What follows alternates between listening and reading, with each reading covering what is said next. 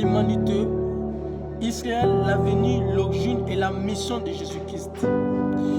Moi, votre frère, je fais cet enseignement pour défendre aussi la bonne nouvelle de l'évangile. À qui apôtre Paul exhortait Timothée. Il lui dit: Timothée, mon enfant, fais les bons combats de l'évangile, en gardant la foi et une bonne conscience. Cette bonne conscience qui est plaisir non lâché. Actuellement, nous vivons dans un monde où les antéchrists se multiplient, les faux serviteurs aussi se multiplient. Et tout ce que Jésus-Christ avait prédit pour la fin du monde sont en train de s'accomplir. Et surtout, Jésus avait dit: au dernier jour, l'amour du plus grand nombre se refroidira. Aujourd'hui, beaucoup de personnes ont abandonné la bonne voie, ont abandonné Jésus-Christ pour le monde, ont abandonné le bon Dieu pour satisfaire les envieux, ont abandonné les biens pour suivre les mal. Et suivre Jésus est devenu le sujet de la honte, d'infamie pour plusieurs personnes, même certains chrétiens. Et ce sont déjà les prophéties qui s'accomplissent, que nous sommes déjà à la fin du monde. Nous serons là devant vous pendant toute cette semaine, selon ce que Dieu nous a inspiré. Et surtout, n'oubliez pas de vous abonner pour ne pas manquer d'autres vidéos qui suivent. Dieu avait créé l'homme pour vivre éternellement. Mais l'homme n'était que la chair. Il n'a pas resté fidèle à sa vocation. Il a péché et Dieu les a chassés. Et il a retiré l'arbre de la vie sur la terre, ce qui a provoqué la mort. En restant tout seul, Dieu s'est inquiété, Dieu s'est plaidé, parce qu'il est le Père de l'amour. Il veut toujours marcher avec les hommes. Il veut toujours agir auprès des hommes dans ses alliances et même dans ses promesses. Il cherche alors comment il peut se réconcilier auprès de l'homme. En voulant que quelqu'un puisse se sacrifier afin de sauver l'humanité qui était autrefois engloutie par les pouvoirs de la mort, par les pouvoirs du péché. Voilà pourquoi Jean prophétisait en Apocalypse chapitre 5. Il dit: je vis un ange qui cria d'une voix forte, qui est dû de prendre ses livres et de rompre ses sept sceaux.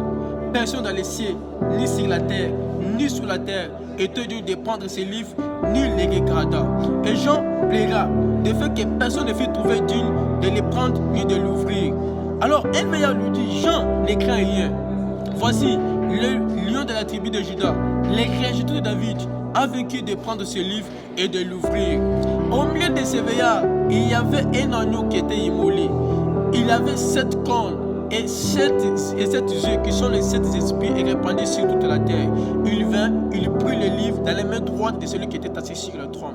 Jésus-Christ n'était pas un humain. Jésus-Christ était un agneau qui s'est carné dans le corps de l'homme pour venir sauver l'humanité. Voilà pourquoi apôtre Paul dit en Colossiens, il dit que lui qui était un Dieu, il s'est dépouillé en prenant les formes d'un homme et apparaît comme un simple serviteur. Donc Jésus-Christ n'était pas un humain. Jésus-Christ était le véritable Dieu qui s'est dépouillé pour sauver l'humanité. Parce que personne n'était digne de sauver l'humanité, ni de donner sa vie pour la rémission des péchés de l'humanité. Jésus était venu dans la maison d'Israël, mais n'était pas un Israélite, n'était pas venu pour Israélite. Jésus pour l'Israël, Jésus était venu pour le monde entier, parce que les péchés adamiques n'étaient pas les péchés d'Israël, étaient les péchés de toute l'humanité. Voilà pourquoi celui qui devait venir devait être celui qui va donner sa vie pour sauver toute l'humanité. Les antéchrists vont nous dire que Jésus n'est pas notre Dieu. Il est le Dieu d'Israël, n'est pas le Dieu des Congolais, n'est pas le Dieu des Noirs. Je vous dis la vérité, ne le croyez pas. Le sang de Jésus a pu pardonner les péchés de toute l'humanité. Les païens vont dire que Jésus-Christ ne résiste pas. Je vous dis la vérité, ce que nous avons pris à Jésus, ça n'est ni dans le sang, ni dans les chair, mais par l'Esprit Saint et par les moyens de la foi.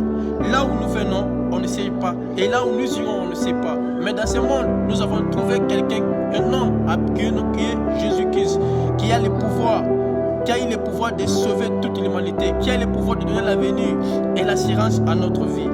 La Bible dit, quand Dieu a aimé le monde, il envoie son Fils unique pour que quiconque croit en lui ait la vie éternelle. Grâce à ta foi sincère, Jésus-Christ est revenu bientôt.